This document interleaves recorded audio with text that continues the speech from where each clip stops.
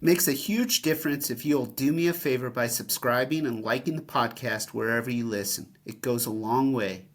Thanks, and I hope you enjoy. Rich Diviney is a retired Navy SEAL officer. In a career spanning more than 20 years, he completed more than 13 overseas deployments, 11 of which were to Iraq and Afghanistan. As the officer in charge of selection and training for an elite Navy SEAL command, including Team 6, Diviney spearheaded the creation of a directorate that fused physical, mental, and emotional disciplines. Since his retirement, he has worked as a speaker, facilitator, and consultant, including with Simon Sinek, and has spoken to and trained more than 5,000 business, athletic, and military leaders. His first book, The Attributes, 25 Hidden Drivers of Optimal Performance, followed by his second book, his most recent book, Masters of Uncertainty, The Navy SEAL Way to Turn Stress into Success for You and Your Team. The foreword is by Dr. Andrew Huberman at Stanford University. Masters of Uncertainty came out in 2025. And this conversation, we explore the mindset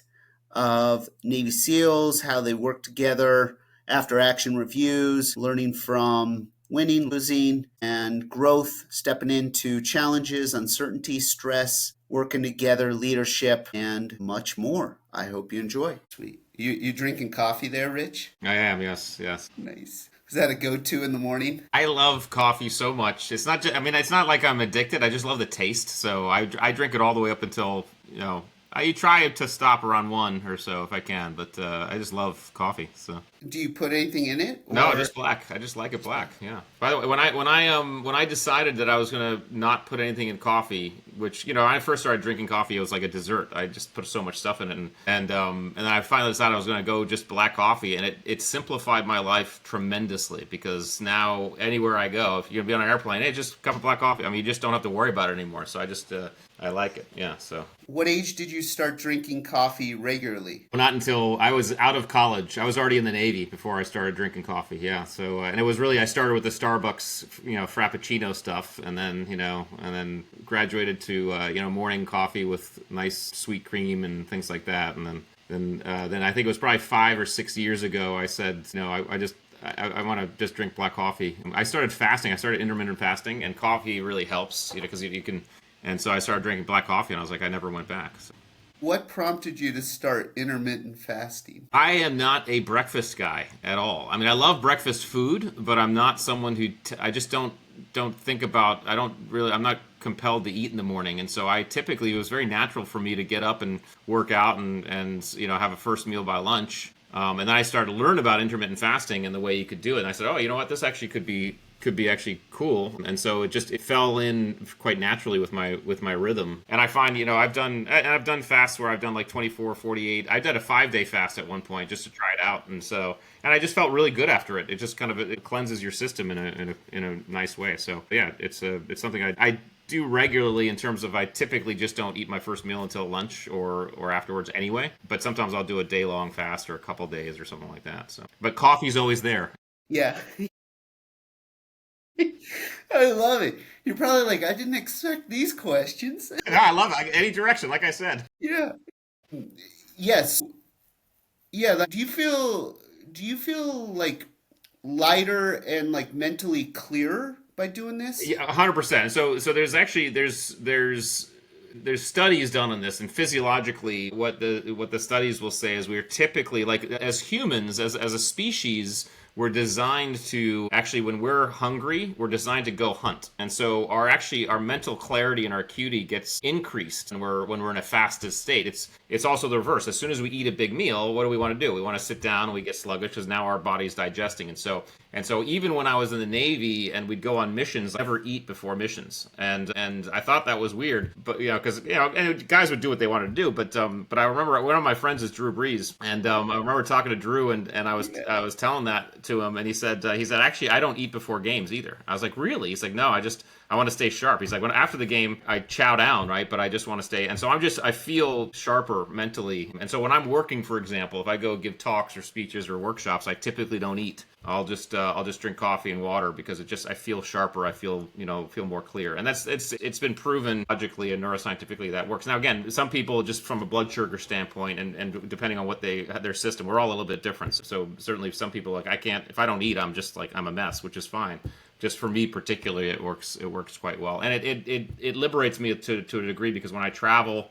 I don't need to eat, right? I can go for long periods and I'm not like grumpy. I don't get hangry. And it's cool because my boys, I have an 18-year-old and a 20-year-old and my wife, we're all the same. So when we travel as a family, we're very low maintenance. We can go on adventures and we don't have to, we got to stop for lunch or we got to stop for the snack. We can just go, right? Because we just don't need as much food as we think we need. So Do you think, like with your boys and your wife, that might be different? Like, how much do you think is that's conditioning versus like nature? That's a great question. I think it's actually largely conditioning. I think it's largely conditioning versus instead of I don't know how. Well, here's the thing. I would say it's probably largely nature versus conditioning. The reason is because when I was in SEAL training, we were eating 4 or 5 meals a day. I mean that was fine. I mean, and it was fine. You needed that stuff. So I can do the opposite. And I've done the opposite where I've eaten a lot, but I think I just defaulted to not eating as much. So I think from nature's perspective, I mean, all of us can agree. No one can disagree with the fact that in the United States we eat too much. We're just our level of activity on a normal and in 2025 does not warrant 3 meals a day. It just doesn't. Right. So I think all of us can agree, just from a nature health standpoint, eating a little bit less is better. You look at the European countries and the countries that have long lifespans, all of them typically eat less than your average American. Smaller, obviously, the quality of food it matters as well, and activity and things like that. But we just don't need as much food as we think we need. Yeah, so true. We're not, swimming 2 miles and running. No, yeah, no, yeah. In SEAL training, you need that stuff, right? So, Yeah, yeah, yeah, you need the calories. you need the calories, yeah. So. I was listening to you on Rich Roll. This was actually January 2021. Yeah, a long time ago. That was my first podcast, by the way. First podcast ever was Rich Roll. Yeah. Was it really? Yeah, he was awesome. It was awesome he was an awesome guy to start with. What made him awesome to start with for you, being the guest? Well, first of all, he's a cool dude, Yeah. and he has a very calm and moderated and collected way of asking questions and generating discussion. And so it was a very cool, relaxed atmosphere.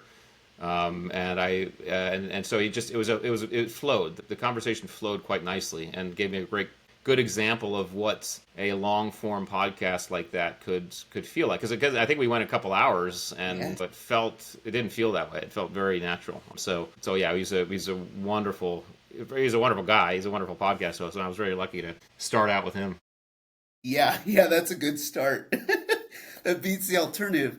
You said on there something to the effect, I was listening to it yesterday, something to the effect like for a long time you've been interested in human potential. Yes. I was curious, like, when you consciously became interested in human potential. Yeah, I think it was when I made it through SEAL training, because there's an element of every person when we get through SEAL training that looks back and says, "Wow, I just did that." And at least for me, I began to really forge in my mind that our potential was always sitting just outside our comfort zone, often way outside our comfort zone, but at least just outside. And I began to really think about this idea of helping people realize their potential and our potential to even, well, and I guess technically, if we go definition of the term, we'll never reach our potential. Our potential is always ahead of us, right? But that's a journey that we can all embark upon. We can keep moving that line. And I think that the gift of life is to be able to do that, is to be able to just explore, discover one's own growth and evolution and potential. You cannot do that unless you decide to step outside of your comfort zone. You can't explore that unless you decide to get dirty, get afraid, be afraid, be uncomfortable. And so I think for me, trying to deconstruct some useful techniques and tools for folks so that they could do it more effectively. Because honestly, as humans, as a species, we are designed to do this. I mean, we really are. This is why we've gone from cave dweller to space explorer. Because as human beings, we're designed to explore and discover and step outside the comfort zones. But again, today's society will lull many of us into this feeling of predictability and relaxedness and certainty. I want certainty. I want comfort, and honestly, just a human desire to avoid fear that does that as well. But again, we can't do it. We can't explore our potential. We can't reach new heights. We can't evolve. We can't grow unless we're willing to do that. And so that's why I'm interested in doing it in a way or explaining it in a way that allows people to do it more habitually. Yeah. Like you've got the master of exploring human potential in Yoda behind you. That's right. I think that's actually technically that's Grogu, but yeah, but It is okay. for the aficionado who knows the Mandalorian, but There is no try. There's only do. yeah, that's right. That's right. Like it makes me think of when he's like raising that ship up. The X-wing, yeah. Yeah. No, and honestly, his, Lucas, and I'm assuming we're probably roughly the same age. I mean, we grew up with Star Wars and Empire Strikes Back, and Yes. but Lucas drew upon a lot of the Far East philosophy and things like that to create Yoda as a character. But I was always taken by his philosophy, Yoda's philosophy, in terms of this idea of our own ability to manifest and things like that. And so I think even if you want to stay away from the metaphysical elements of manifestation and law of attraction, to accomplish things, you must act, you must perform, and in that perform and act and do, there are certain strategies and techniques that you can employ to do it better and to move through more effectively. And that's at least my initial interest in getting people to say, hey, I know I can do this, because everybody's done it before at some level. We've all done it. And so can you recognize what you've done, begin to articulate what you've done, and then begin to repeat and do more deliberately what you've done? And that's the goal. How does one, you said, can you recognize, how does one recognize what they've done? Well, the idea would be think about times when you've been in uncertainty, challenge, and stress, and ask yourself what you did to get through it. And I think the techniques I lay out in Masters of Uncertainty are those. I think that's what you do. It's the neurological equivalent of eating the elephant one bite at a time. This moving horizons concept. And so this, everybody has on some level, when they read it, they're like, oh yeah, I can remember doing this. I did it back this time or this time. We've all done it. And so because that's how we get through things most of the time.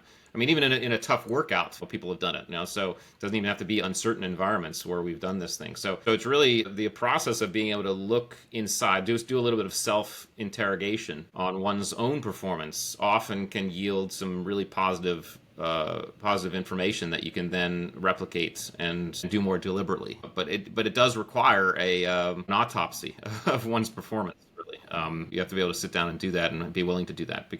But if you do that, it's phenomenal. Yeah, how has it been phenomenal for you? How has that showed up for you, doing that autopsy, that reflection versus just experiencing and lacking the reflection? Well, I have to say the Navy SEALs and that level, that type of community, that environment, it really forges that into a habit. I mean, you cannot get away with being a Navy SEAL without constantly looking at your own performance. And we honestly, the technical term we use in the military is called the after action review. So from a group or team perspective, what that is after everything we did, whether it was a shooting drill or a mission or whatever, once we were done, before we'd put away our gear, clean our gear, put away our gear, clean ourselves, all that stuff, we'd all get into a huddle and say, what went right, what went wrong, what could I do better? A technique that's done regardless of whether or not things went wrong. Things could have gone great and you still do it. You create a habit of looking back and asking yourself those questions. And I think that translates into your own individual performance in whatever you do. In the SEAL teams, you're always saying, okay, how'd that go? What did I do? What could I do better? How can I improve? Okay, let's move on. Let's do it again, or do better the next time. And I think that type of habit was forged for me, certainly in the Navy, and has continued. I can't honestly recall how much I did it prior to the Navy, but I do know even prior to the Navy, I was always interested in my own performance and thinking about me and thinking about like, okay, how am I doing? How can I get better? What might I be strong at? What might I be weak at? I was really always interested in that type of stuff. The habit of kind of that constant after action, I think, was forged more in the. When you were a kid, like, were you doing this reflection, thinking about how you can get better in sport or school, or like, how did it show up for you?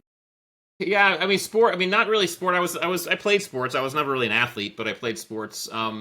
School. I have to admit, I probably could have been a better student. I think for me, it was always about the larger goal. I grew up even as a young kid. I wanted to be a Navy pilot. I wanted to be in the Navy and fly jets, as did my twin brother. And so everything about my process or my life was how do I get there? Or what do I Yeah. need to do to get there? And whether it was working out or visualizing or whatever that was, I think that was the driver for me. Now, obviously, I learned about the SEALs in the early '90s, and then as I got closer to commissioning out of Purdue University, I said to myself, "Well, I know I can be a pilot, but I don't want to always wonder if I could be a SEAL." So that's why I went SEALs, and I'm very glad I did. My brother ended up going pilots. He flew the Marine Harrier jet for 20 years, so we lived vicariously through each other. But I think even having a goal like that allows for some level of introspection in terms of what am I doing right now in that's in concert with achieving that goal. And it could be very little things, especially as a teenager who wants to be, or a young teen who wants to be a pilot. I mean, it's going to be a while, but maybe I'm going to read this book and I'm going to look up this, or I'm going to look up ground school, or I'm going to work out, or whatever that is. So I think those are factors that help people a great deal. Yeah, inch by inch, life's a cinch, yard by Yeah, yard, yeah, life is hard. yeah. That's right.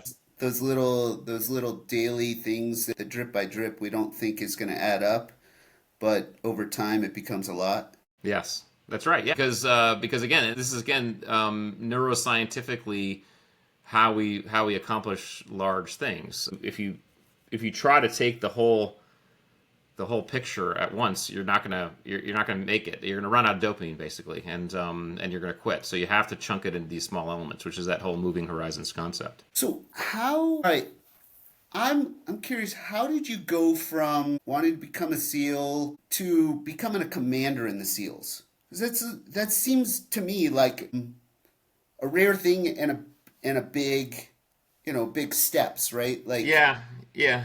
what was that process like for you? It's not, yeah, it's actually not as complex as one might think. I went in as an officer. When I graduated, I went to Purdue, I went ROTC. So when I graduated college, I was commissioned as an officer. So automatically you're going in as a leader, and as you're going to be in charge of stuff along the way. And so assuming you do well and you continue with your progression, you go from maybe assistant platoon commander to troop commander to operations officer to executive officer to commanding officer, right? So it's a progression, and there's different types of commanders. Commander is a rank as well. In the Navy, it's commander, an O5 rank. So commander in the SEALs means, yes, I was ranked as an O5, or I retired as an O5. I mean, I went through all the ranks prior to that. But that's going to just then you're going to have a specific job inside of the military. Sometimes those jobs you're not really in charge of anything, or you're not commanding anything. Sometimes you'll get put in command. So I was actually, one of my jobs, I was put as the commanding officer of a SEAL squadron, right? That's, you're in command. But the commander rank just simply signifies you're an officer in the Navy, and you are going to be doing a job that is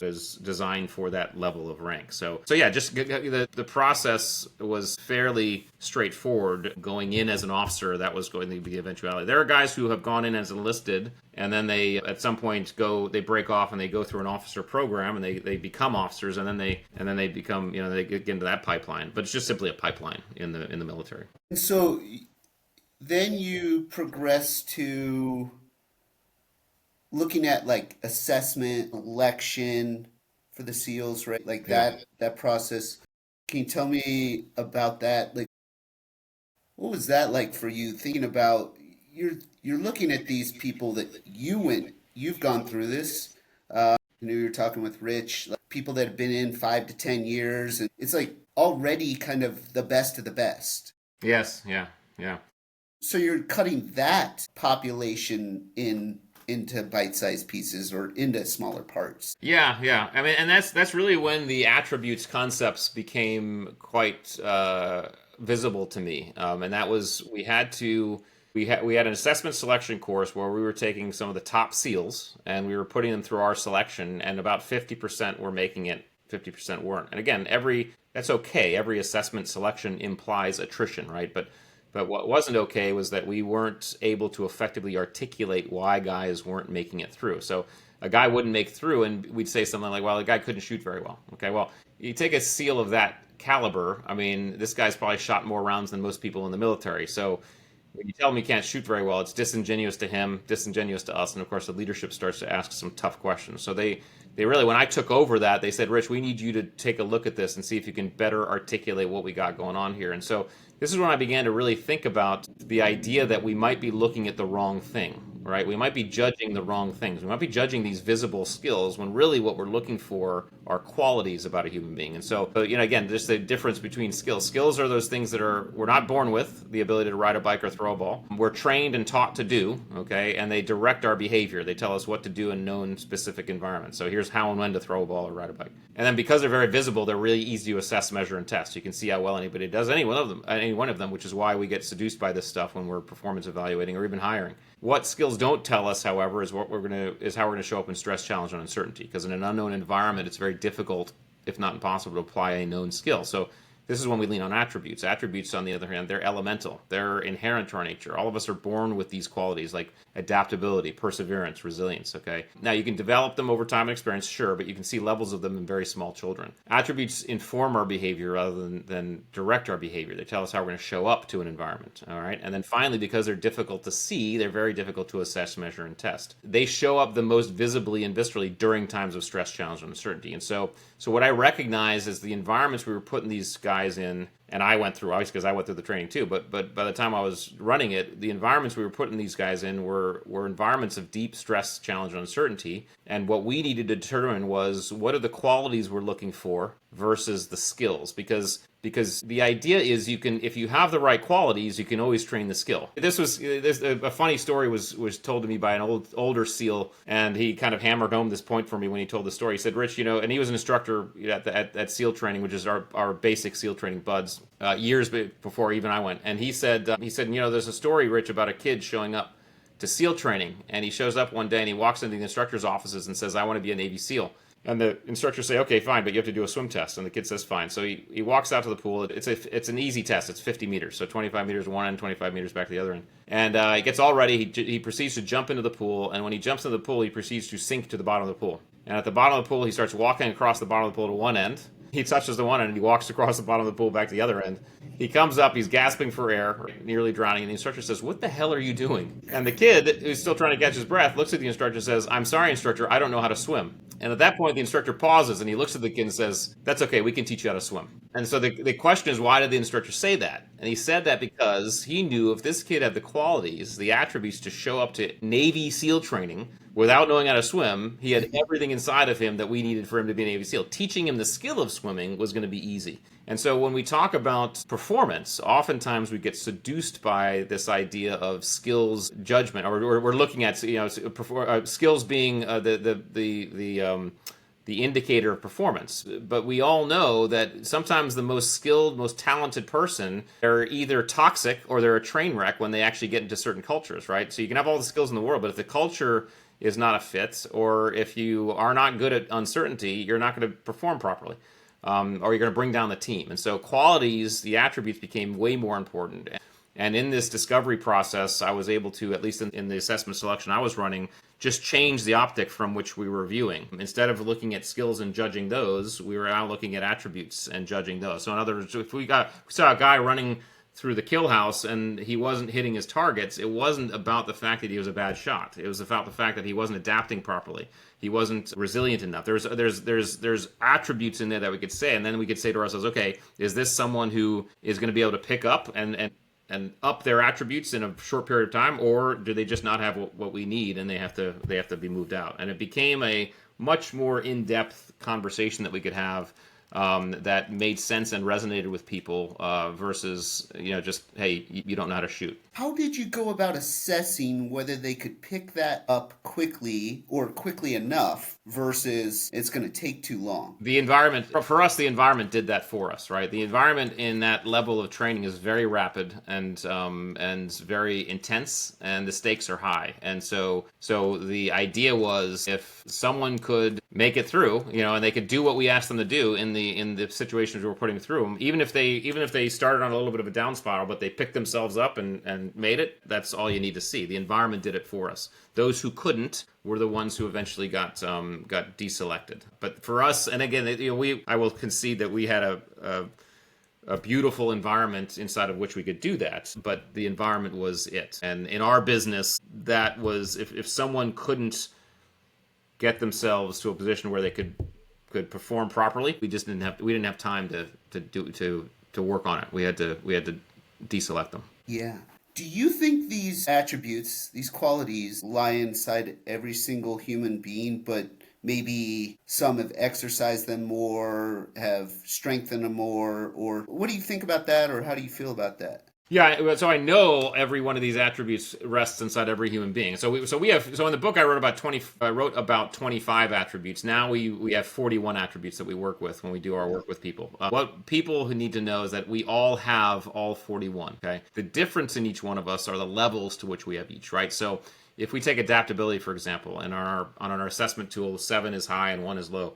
I'm about a level 6 on adaptability, which means when the environment changes around me outside of my control, it's very easy for me to go with the flow and roll with it, okay? Someone else might be a level 3 on adaptability, which means the same thing happens to them. It's difficult for them to go with the flow. They're still adaptable because all human beings are, but there's more friction there. And so if you're going to line up these attributes on a wall like dimmer switches, all of us would have different dimmer switch settings that start to speak to our own unique performance profile, our own unique performance fingerprint. And so it's understanding that fingerprint, that unique profile, that allows us to understand how and why we'll act the way we do in uncertainty, challenge, and stress. It's driving our behavior in all aspects of our life, in all environments, but they show up the most viscerally and visibly during times of stress, challenge, and uncertainty, when we are literally running on attributes. And so understanding our own unique performance fingerprint, kind of like I relate it to human beings being like automobiles, okay? We're all automobiles, but we're different types. Like some of us are Jeeps, some of us are SUVs, and some of us are Ferraris. And there's no judgment there, because the Jeep can do things the Ferrari can't do, and the Ferrari can do things the Jeep can't do. But it behooves us to figure out what kind of vehicle we are, because the friction in our lives might be because we've been a Jeep trying to run our Ferrari track the whole time, or vice versa. So understanding these attributes give us a picture on ourselves, about ourselves, that really start to show us, inform us how and why we perform the way we do, not only in everyday life, but especially during stress, challenge, and uncertainty. What do I do if I don't know I'm a Jeep or a Ferrari or a motorboat? Yeah.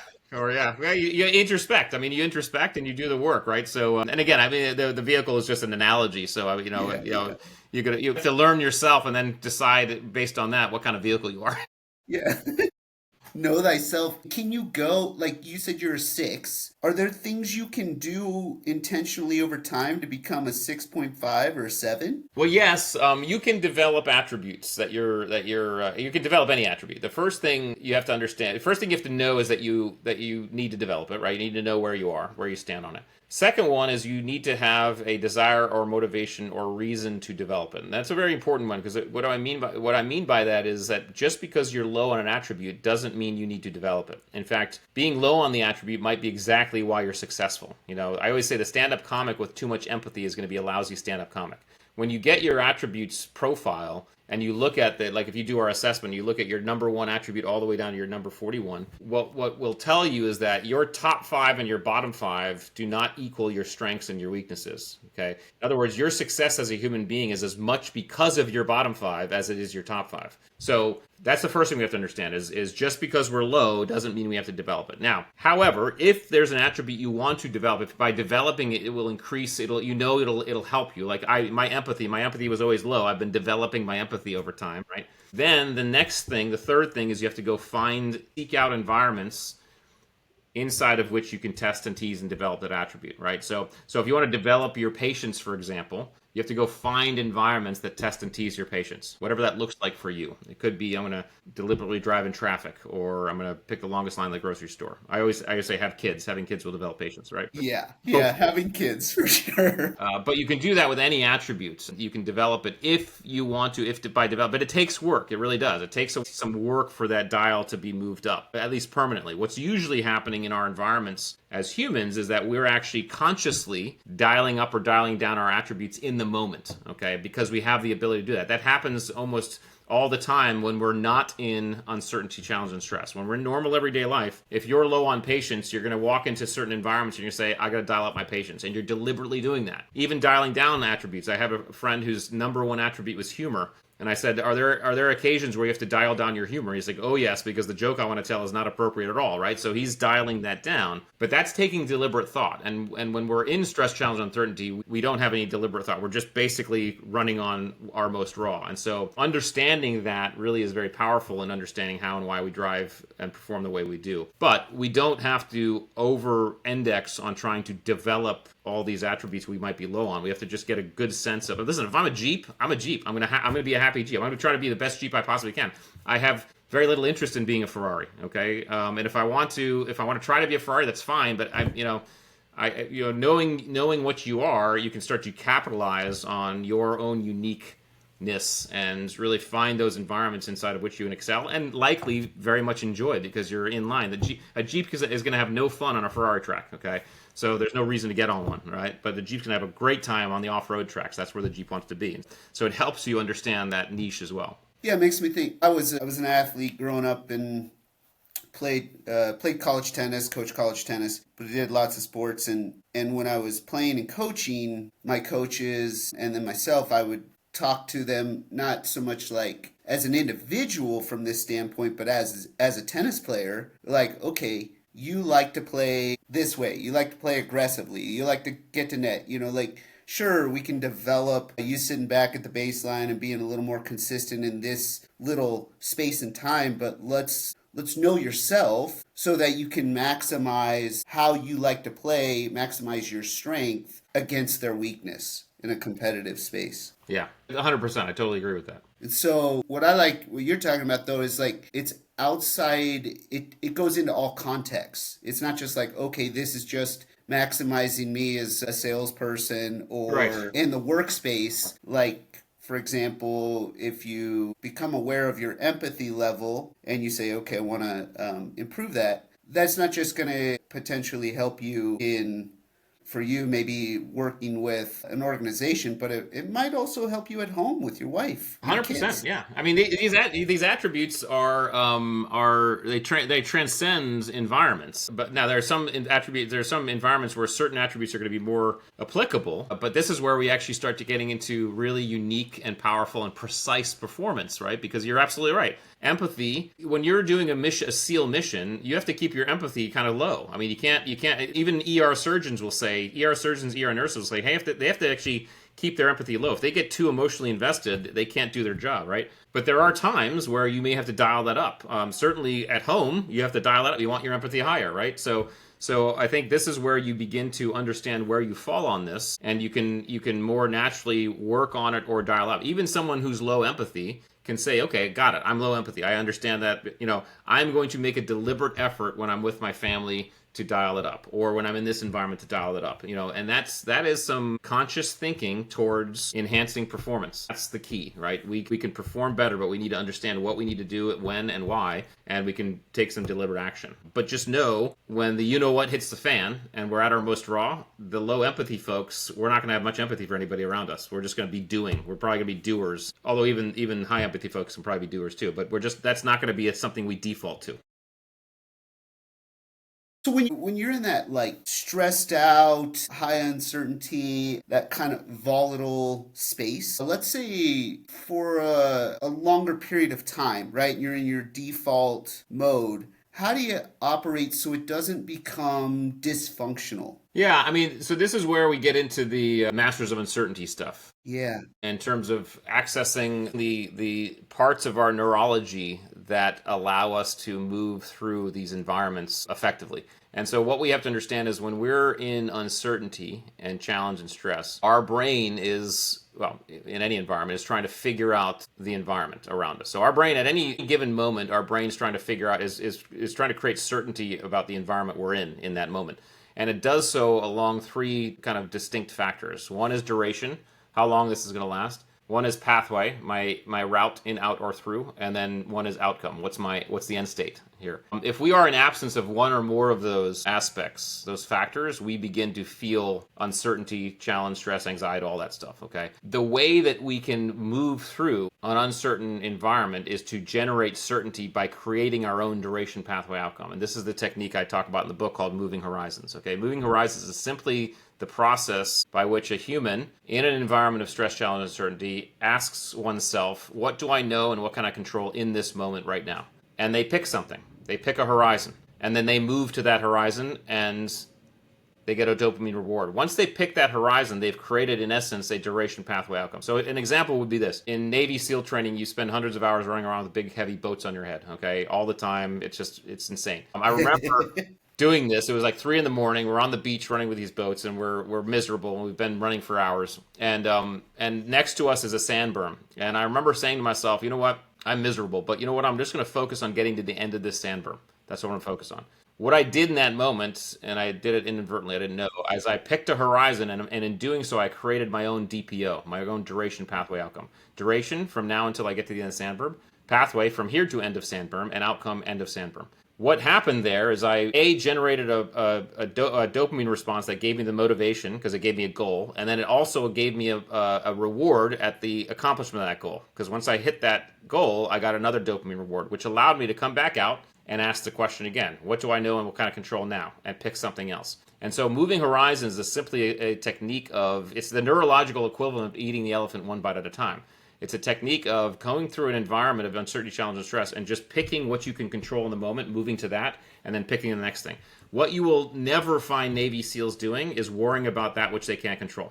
You just never do it because it's useless frenetic energy that you're wasting. Okay, you can't do it. You can't worry about it. You can't control it. You're not going to worry about it. I'm only going to worry about what I can control in the moment. When you're parachuting, when we do these insane skydives, jumps where you jump out of an airplane at 20,000 feet and you'd pull your ripcord, you'd count to 4, pull your ripcord, and then you'd be driving your parachute for miles in pitch black with oxygen and night vision, and going to an unknown drop zone and landing and then going to a mission. Insane, an insane profile of a mission profile. And when you're in that airplane, okay, and the ramp goes down, you're getting ready to start this whole thing. There's only one thing on your mind, and that one thing is nail the exit. Because if you don't exit properly, then you're not going to get a shootout properly, right? So the only thing I'm going to worry about in this moment, the only thing I can control is getting out of this airplane in a stable position. Once I'm out, I'm going to say, pull my parachute. That's the next thing. Get that done, okay?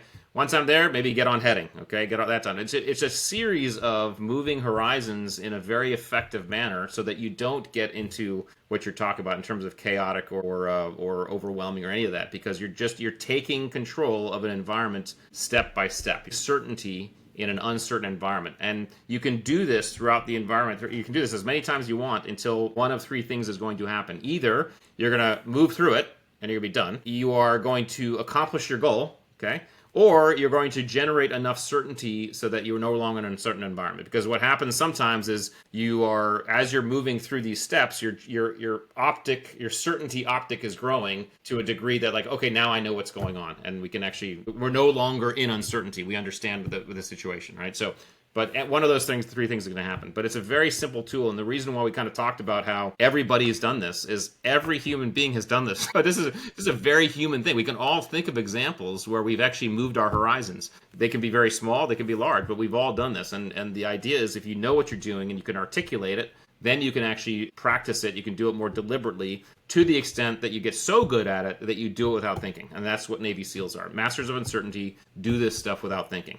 Something happens, we immediately start moving horizons. We immediately start moving through the processes and solving problems. What other aspects of society do you think others outside of Navy SEALs, Special Forces, are masters of uncertainty? Well, that's a great one. I think surgeons. I think ER surgeons are. I think first responders are. I think stand-up comics are. Yeah, no, I see. Like when we see a stand-up comic, whether Bargatze or Chappelle on Netflix, That's the polished version. What fascinates me about stand-up comics is the process they go through to get to that 60 minutes of comedy. They deliberately prostrate themselves on stage, and try Yes. shit out so that they see what's coming back. I mean, they're constantly doing that. I think people say do sports do it. I don't think a lot. I think some sports do it. I think a lot of sports are actually more the environments of athletics are more certain than people actually think. However, there are some sports that are highly uncertain. All the fighting sports I would put in this category. And if you're in a fighting sport, you're in an environment where you're in an uncertain environment because no matter what your plan is going in for an opponent, you just don't know exactly what that opponent's going to do. So you're constantly in a situation where you're reacting and adapting and kind of figuring out. So I think any sport that involves environmental factors to a great degree, like climbing sports and things like that, where environment can hit you at any moment. So certain sports are more rife with this than others. But yeah, those are a few of them, and I think a lot of people could maybe even the finance world in certain aspects would be another area where you're waking up, especially in today's economy. Is like you're waking Yes. up like, okay, what's the next horizon? So yeah, there's many. Yeah. Yeah. I mean, it makes me think of one of my mentors, Charlie Munger, who recently passed away, and he said his life goal is to become less dumb. And every day is a day for learning because the environment, there's things that always will stay the same, but there's a lot of things, volatility, things that'll change. So it's like, he said, I didn't really want to become smarter. I wanted to become just a little less dumb every Yeah, single day. yeah, that's a good way to put it. It is. Yeah, very, very humble, counterintuitive approach. Yeah, yeah. So how do you teach people that aren't Navy SEALs, aren't the surgeons, aren't the highest of performers, the layperson, like say myself, how do you teach them to cultivate this garden, this mindset, this approach of that inch by inch approach when they may have habitualized being overwhelmed and frozen and just like, gosh, like this Yeah. always happens to me. Yeah. Well, the easy answer is get the book because it's all in the book, right? Yeah, You can read it that's there. right. I That's won't right. I will say this gets back to what we talked about before, which is interrogate your previous performance. Think about times in your life where you've used this tactic and not even known it, and ask yourself, okay, what did I do? What was I doing there? And start to say to yourself, okay, I did it there, I did it here, now I can do it again. And again, part of it is just the maintaining the cognizance of this ability that we all have, so that when these moments hit us, we're like, oh, wait a second, I've heard this song before, I've played this game before, right? I know what I need to do right now. I'm just gonna what can I control in this moment and move that. And so you start practicing that deliberately. And then yeah, you do it enough. And by the way, you don't have to the cool thing about this tool is that you don't have to wait for uncertain environments. You can actually do this anywhere. You can do this in your office just based on the workload you have. Or you could say I have to make this PowerPoint presentation. I'm gonna focus on this piece first. That's the first horizon I'm going to do, and just you could practice this technique so that you're just chunking your environment in a meaningful way. And that's how you do it. It just takes reps. But again, if you do it over and over again, and I think especially if you do it in more intense environments, you tend to learn faster the more intense the environment is. But if you do that, you become so good that you actually do it without thinking. Why do you think, or no, why do we learn better and potentially more quickly in intense environments? Well, there's neuroscience behind this, and the reason is because when we're learning anything, what's happening is we're creating a neural connection between two connectors, right? And then once that connection is made, as we begin to do that more over and over again, that connection begins to myelinate. There's a substance called myelin that myelinates that connection. It allows the speed of the transmission to move faster and faster. So this is the example would be when you first learn something. Say you're learning how to drive a stick shift car. You have to look at the stick, right? You just really have to think about what you're Yes. doing, and it's because that connection is not myelinated. And as you do it over and over again, it myelinates. You start to get to the point where you don't have to think about it. You don't have to look at it anymore, right? And the energy, the circuit travels faster. Okay, all this to say, they've proven neuroscientifically that whole process, both the connection and the myelination, can be increased sometimes 10 to 100 times when three factors are present in an environment. And those three factors are intensity, novelty, and focus. Okay. This is why being told a stove is hot is different than touching a hot stove. Okay. It's also why we remember the alphabet song or the lyrics to our favorite songs, because we have all three of those factors involved. But it's most importantly why we learn more and faster when things go wrong and we make mistakes than we do when things go great. Because when we make mistakes or things go wrong, those three factors are very, very present in our environment. It's very intense, it's very novel, and it focuses us deeply. And so all this to say, we have to capitalize on those moments in our lives, whether it be in the moment or whether it be after the moment, in the moment of failure or after the moment of failure. But failure is a super learning tool. It really is, because those three things are really present. And kind of that whole adage, I'll never make that mistake again, is because, yes, you won't, because you've just created that connection and myelinated it quite a bit. And so that's why the more we have in those environments, the more we have of those three things in our environments, the faster we're learning. How did you and your wife think about this with parenting your boys, right? Yeah. So that the intensity was there, but there was a safety in terms of extreme consequences, like you're still protecting your children. How have you two thought about that, if you're willing to share? Well, let me just make sure I understand. In the context of teaching the kids this? Yeah. Teaching the boys this because, like, when they're teenagers or younger, a lot of times they're not thinking about the consequences. Yeah. And sometimes I think back to myself. Like, I did a bunch of stupid things where I didn't learn so much. Yeah. Like as a teenager, and I was like, well, I'm not dead, so it went okay. Well, I think it's a great question. I think, and none of us do this perfectly, right? We're all learning the parenting thing as we go. But I think the first thing is to make sure the boys know, which I've told them before, that stupidity, or stupid and risky are two different things, right? Stupidity and risk are two different things. Doing something stupid is one thing. Doing something risky is another thing. You can do risky things and have thought through it in a very meaningful way. And you can extend your leash a little bit and take some risks without being stupid. And so I think part of it is encouraging them to look at life that way. Yes, take risks, but don't be stupid. Just the other day, my son, like, something landed on the roof, and he's like, "Hey, I'm going to go on the roof and get that." I was like, "Sure." And he had bare feet. I was like, "Make sure you put on your shoes." He's like, "No, I can go in bare feet." I was like, "No, you don't go on roofs with bare feet or flip-flops. You make sure you put on shoes." This is what I'm talking about. This is risk versus stupidity, okay? So yes, going on the roof is a risk that we're going to mitigate by putting shoes on. Okay, shoes is stupidity, So that's one factor, and I think the other factor is the what now?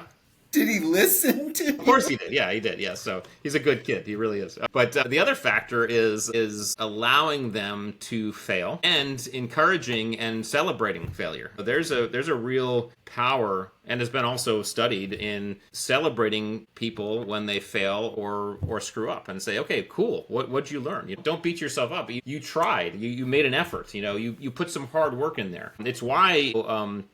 It's why we sometimes get seduced in society, and in some cases athletics helps in this idea that winning is like the goal. And winning doesn't teach us much, And I always say that, I talk to sports teams all the time. I say, what makes the best teams, or what makes great teams? It's not the teams that win all the time. It's the teams that know how to lose. They lose effectively.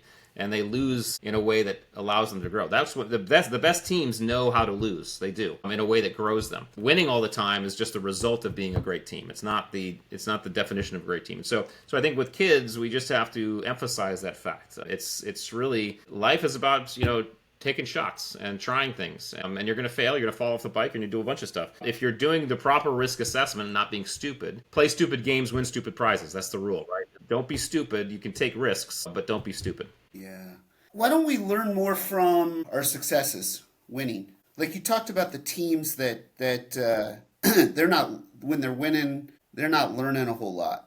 Well, again, one of the reasons, again, I think we all can learn from winning, but I think one of the reasons why we might not is because we're not necessarily driven to interrogate our performance when we win. And this is why the after-action review in the military, we do, even when things went well, we do an after-action, because we want to generate a habit of interrogating our performance, even when things went well. I think I think the teams that learn from winning are the ones that interrogate their performance when they win. Okay, what went right? What did we do? Okay, but what went wrong? There's probably a couple things, and what could we do better? Same three questions can apply, and I think the diligence needs to be taken on both fronts to have effective learning. But a lot of times when we win, just it's a great feeling. It's a great feeling to do it, and we want to rest on our laurels and celebrate, and and we don't necessarily take the time to say, okay, let's stop, let's interrogate, let's learn. So it's a very natural thing. Yeah. Yeah, it makes me think of, have you ever seen Atul Gawande's TED Talk about getting better? I don't think I have, no. I'll send it to you if you want. It's Okay. beautiful because he talks about the process of improvement and how he reached out to one of his mentors and he had his mentor watch him do surgery. You were talking about surgeons earlier. And then he asked for feedback afterwards. And basically, the doctor said, "Oh, just a couple small little things." And Atul was like, "Go on." And then it was like this, downstream effect of Cascade. like, he's like, "I've been doing surgery all these years." Yeah. And I was like, oh my God, it's unbelievable. And he wrote, I have his book, it's called Better. And the TED Talk is the short version about that. Yeah. And that process, like you said, interrogation of how do we interrogate ourselves, our lives, so that we can make things better. Yeah. Yeah. No, you're absolutely right. You're absolutely right. So it's the way to do it. Yeah, that's cool. As we're coming up on time, final thoughts, like final thoughts, and then also like where can people find your book, Masters of Uncertainty, and the attributes, your previous book? Where can they follow you and your work? And Yeah, yeah. So, final thought on this whole topic is that I think one of the coolest things about understanding how to do this stuff is not only that people will do better when uncertainty hits us, because it's always going to happen, right? Without us knowing, it's going to hit us. Not only will we do better in those environments, but we will in fact now be empowered and have the confidence to deliberately step into uncertainty and stress. And that's, like we talked about, that's where evolution, that's where growth happens. And so with these tools, you gain the confidence to make a choice. I am going to step outside my comfort zone. I'm going to try this. I'm going to explore. I'm going to discover, because I have the tools that I know I can apply to do this. That's really what drives me and what excites me about human potential. So that's what I would leave you with. The best place to find us is at theattributes.com. It's our website, theattributes.com. You can find both books there. You can find everything we do with organizations and teams. Both books are obviously on Amazon as well. You can find them there. And then I'm on Instagram, Rich Diviney, on Instagram and on LinkedIn. So all those places. and you talked about the test of the 41 attributes. Can people take that on your website Yeah, so they or? go to the website, theattributes.com. They can click in and they can sign up and take that assessment and figure out where they stand on their 41 attributes. And it gives about a 49-page report when you do so. And Yeah. how long does it take to do that? Honestly, it takes about, if you do it from start to finish, it takes about 30 to 45 minutes because it's about 230 questions because it's 41 attributes. But you don't have to take it all in one sitting. You can take a little bit and you can come back to it. So, but yeah, from start to finish, it's going to be somewhere between 30 and 45 minutes probably for people to take it. Very cool. Thanks for sharing a little bit, Rich. I read the attributes, which I absolutely loved, and I'm reading Masters of Uncertainty and loving it so much. So for the 4 people that are listening, I highly recommend you 4, Mom and the other 3, get these books and read them. It'll make our lives better. So thanks for your efforts, your energy, what you're putting out in the world. Deeply appreciate it. Well, thank you, Chad. I appreciate the support, and it was great to finally have a chat. Thank you for listening to this episode. I hope you enjoyed it. Subscribe wherever you get your podcasts, and if you liked it, please share with a friend on social media. That goes a long way to promoting this podcast so I can continue to interview and share these conversations with fascinating people. You can follow me on social media, Chad Stoloff, and visit my website, chadstoloff.wordpress.com, for more information. I'd love it if you would leave a review to support the podcast. Thanks so much. Until next time.